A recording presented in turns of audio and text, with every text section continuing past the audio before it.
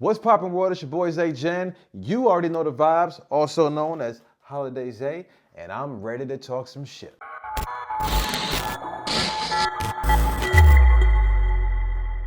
Welcome back, people. You're either on my channel for the first time or you're back again. Either way, do your boy a favor and hit that like button and subscribe to the channel. Let's get into these tips. The tips we're talking about today: planning a Carnival cruise as a first-time cruiser. Tip number one, the size of the ship. Before we go even deeper into this, some of these tips are going to be very, very in-depth. A lot of people don't know what to look for or anything like that. So the things that I'm going to explain to you guys today with these tips are going to be kind of baseline. I recommend that you invest in a travel agent that may have a lot more knowledge than you have and know what to look for. It can and have that in-depth knowledge and details about these specifics that I'm about to, get into. Back to tip number one. The size of the ship makes a huge difference. If you book a ship simply based off of the price, it's inexpensive, chances are you're gonna get an older ship and it might be a smaller ship. Smaller ships, you typically tend to feel those ships rock a little more on the water because they're not as big and they're not as massive, meaning that they're not as heavy. Okay, so the water can kind of have its way with it. It's unfortunate. It's not in all cases. I have been on a smaller ship before. I have felt the ship rocking. For me, I don't respond to it. It actually puts me to sleep at night. So I personally don't mind it. But for other people, it can possibly make them very seasick.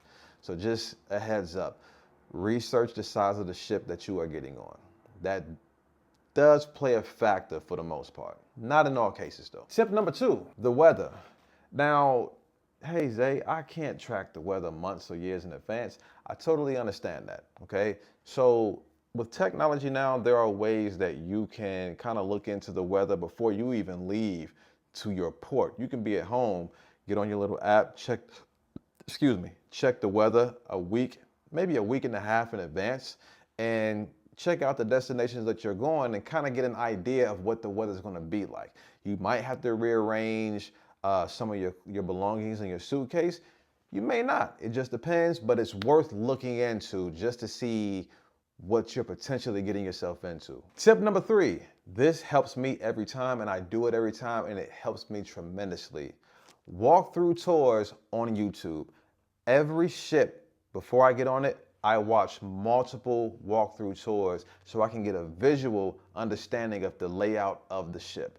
I will watch probably 5 to 10 different walkthrough videos. The same ship, just different people's point of views and their own opinions. So I know, okay, this person said this person said that. So I kind of got a baseline understanding of what I'm getting myself into. Tip number four, this could affect a lot of different things as well. The time of year that you go on your cruise.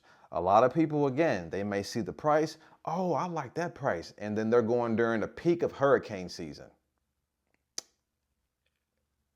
Yeah, that could be bad. For me, fortunately, I've never had a bad experience while at sea during hurricane season. I have sailed hurricane season, I think 3 times, maybe 4, something like that.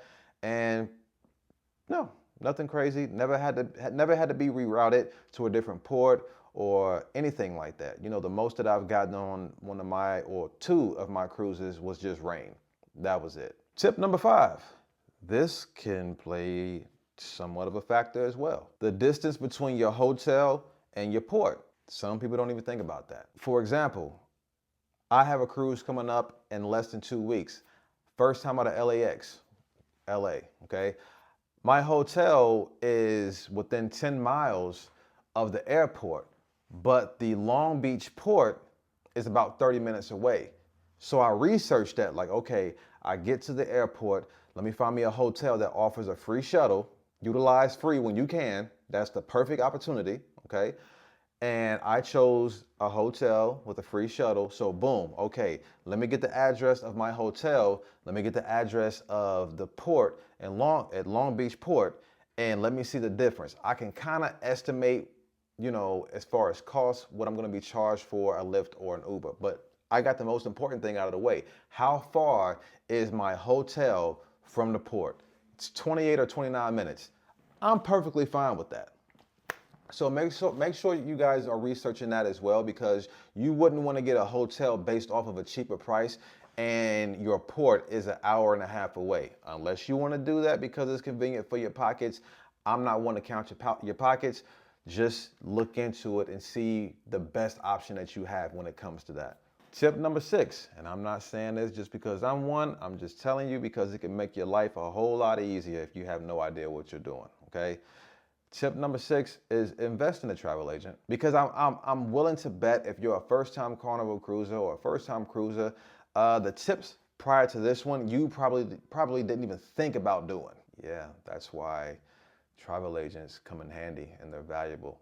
Good ones, good ones. Tip number 7. This is, I want to say, common sense.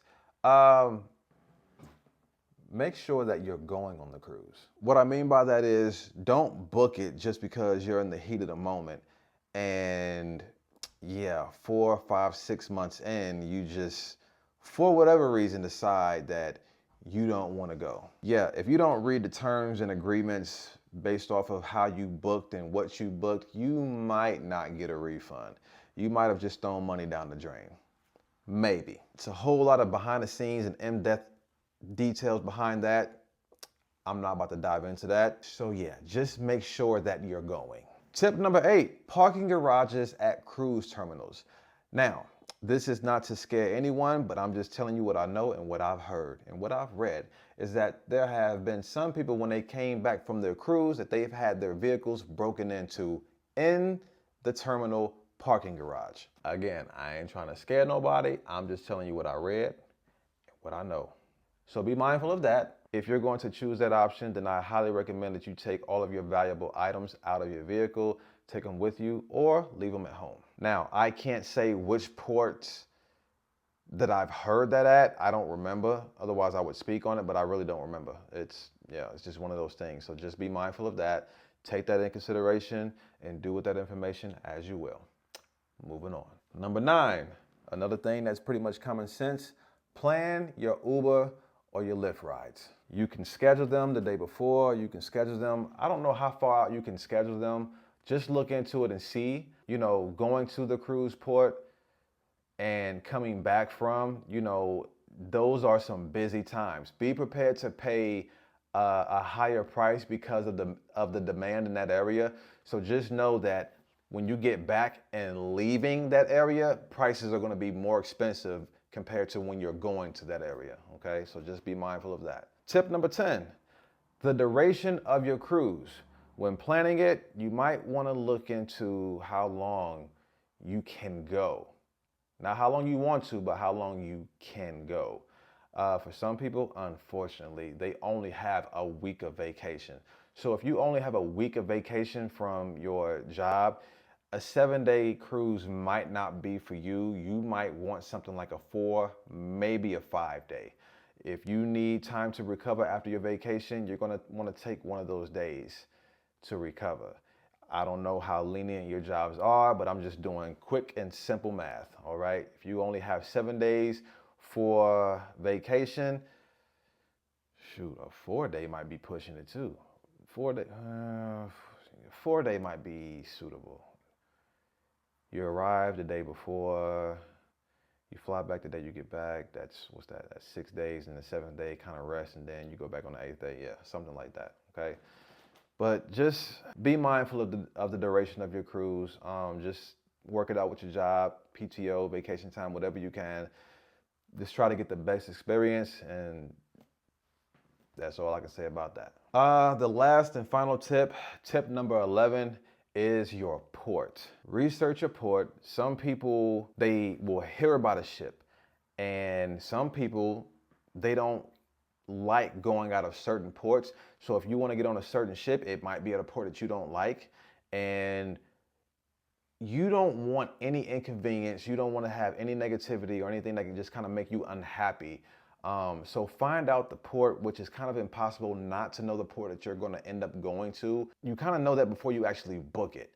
So just that was a tough cookie, because I've come across people who don't really care for certain ports, and if you're going with family, it can kind of become, I don't want to say a sticky situation, but it can be like petty. Like, come on, it's just a port. We just got to get there, go to the cruise terminal, and then we're on the ship, and that part is over with. Let's just go. But you have some people who might be antsy and funny acting about a port, and I'm telling you as a first-time cruiser who may bring the idea to another family member or a friend who are very familiar with cruising and have been out of certain ports that they don't care for.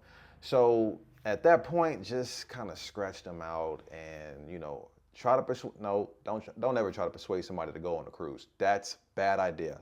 I take that back. I stricken that from the records. We're not about to go down that rabbit hole. Research a port. Make sure it's a port that you want to go to. And that's all I got to say about that one. All right. So that is the end of the tips. If you found any of this information valuable, of course, do your boy a favor. Hit that like button and subscribe to your boy's channel.